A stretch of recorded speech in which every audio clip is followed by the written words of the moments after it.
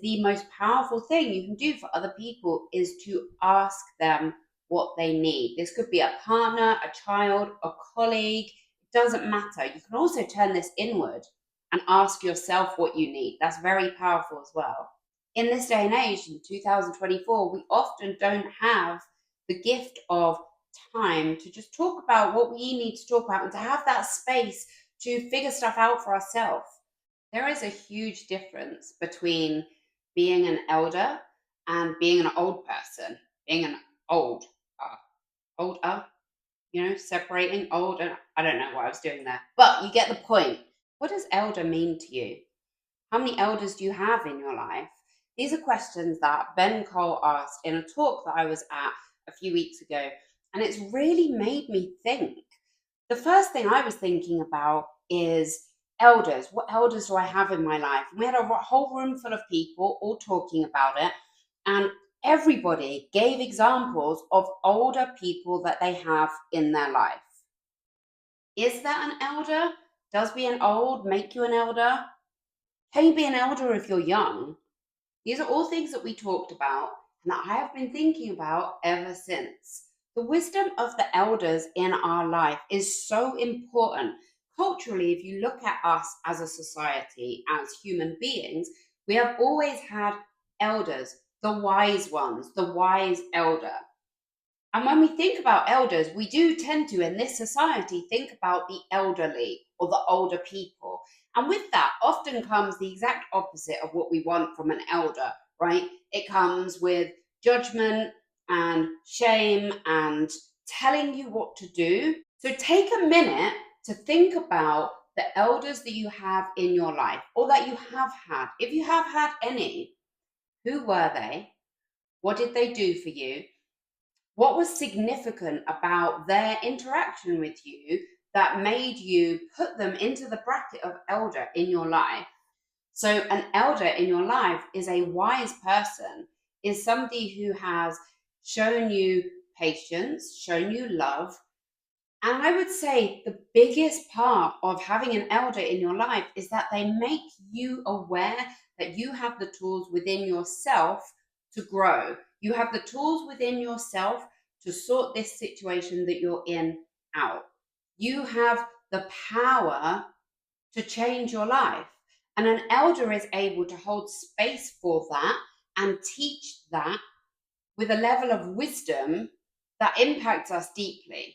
And this is something that has been so important to us culturally throughout the history of time, throughout the history of humans being human beings. It's something that has guided us. And we've looked to the elders. Now, what do we think when we think elder now? We tend to think of old people. We tend to think of the elderly. And that isn't necessarily always the healthiest version of an elder.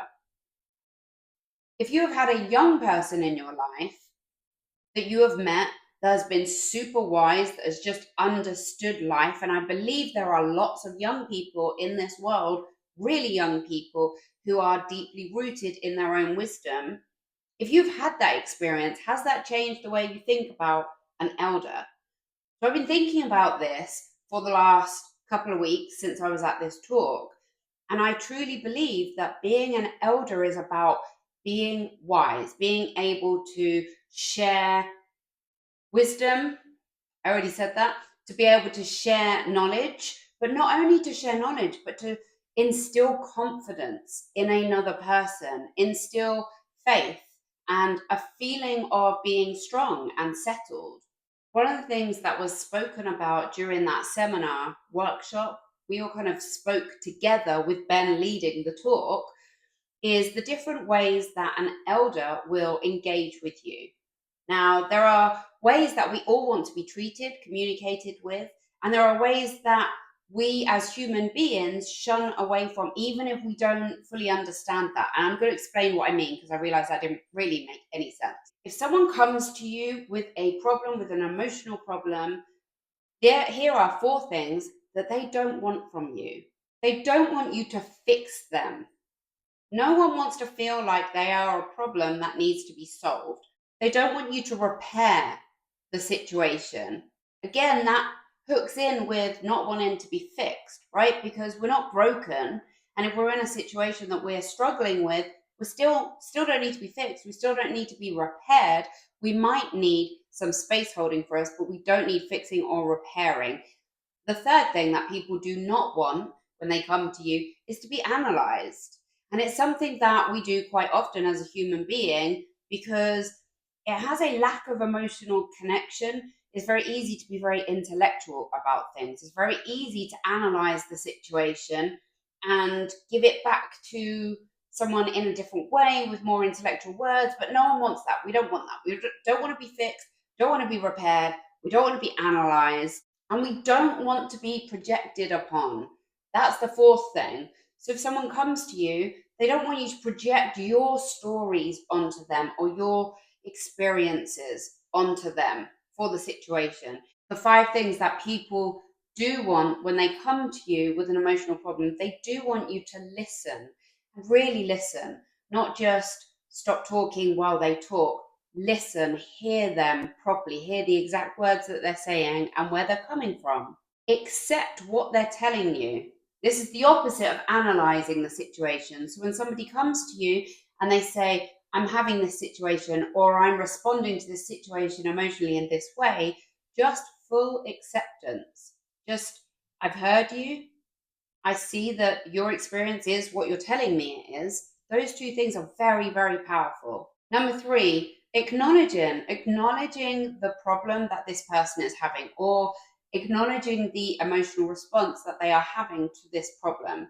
Number four, modeling the way you think other people should be going around in their life. Modeling the way you think other people should be communicating is really important and is definitely something that will bring you into that wiser stage of your life. When you're able to model behavior and communication to other people that is valuable and peaceful, that's a true gift. And the fifth thing that people want when they come to you with some kind of an emotional problem is a blessing.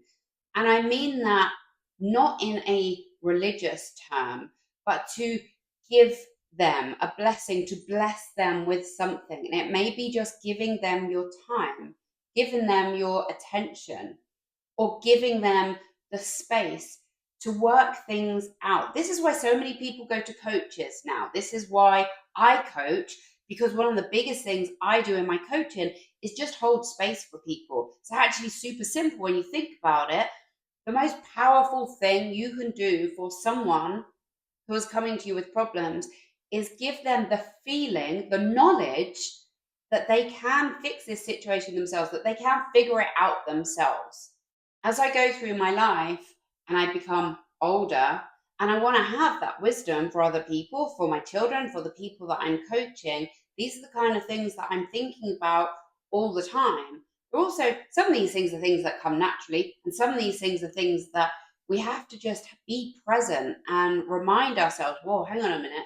I'm analyzing this situation. That's not what this person has asked for. But also, another really powerful thing that we can do for people that are coming to us is to ask them what they need.